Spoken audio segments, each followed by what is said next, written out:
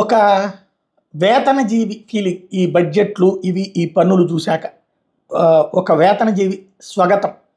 ఉద్యోగం చేస్తూ 30% ట్యాక్స్ కడుతున్నా, బ్యాంకులో డబ్బు తీసుకుంటే దాచుకుంటే దాని మీద వచ్చే వడ్డీకి ట్యాక్స్ కట్టా, కారు కొన్నా రోడ్ ట్యాక్స్ కట్టా, అది ఎందుకో తెలియదు, కారు ఇన్సూరెన్స్ కట్టా, దాని మీద జిఎస్టీ కట్టా, హైవే మీద వెళ్ళే టోల్ ట్యాక్స్ కట్టా, పోనీ లేని రైలు ఎక్కితే ఏసీ మీద లగ్జరీ ట్యాక్స్ పేరుతో మళ్ళీ జిఎస్టీ కట్టా, హాస్పిటల్ ఇన్ఫ్రాస్ట్రక్చర్ ఎట్లాగూ డెవలప్ చేయలేదని సరే అని హెల్త్ ఇన్సూరెన్స్ తీసుకుంటే దాని మీద జిఎస్టీ కట్టా, సెంట్రల్ స్టేట్ స్కూల్ నెట్వర్క్ ఏడ్చినట్టే ఉంది, ప్రైవేట్ స్కూల్స్కి పంపి అక్కడ వేలకు వేలు ఫీజు కట్టా, పెట్రోల్ డీజిల్ మీద కేంద్ర రాష్ట్రాలకు పన్నులు కట్టా, కొనే ప్రతి సరుకులు వస్తువు మీద సిజిఎస్టీ హెచ్జిఎస్టీ కట్టా, రోగానికి కొన్న మందులకు కూడా జిఎస్టీ కట్టా, ఏదైనా భూమి కొనాలన్నా అమ్మాలన్నా మళ్ళీ పైన ఇన్కమ్ ట్యాక్స్ వేరే.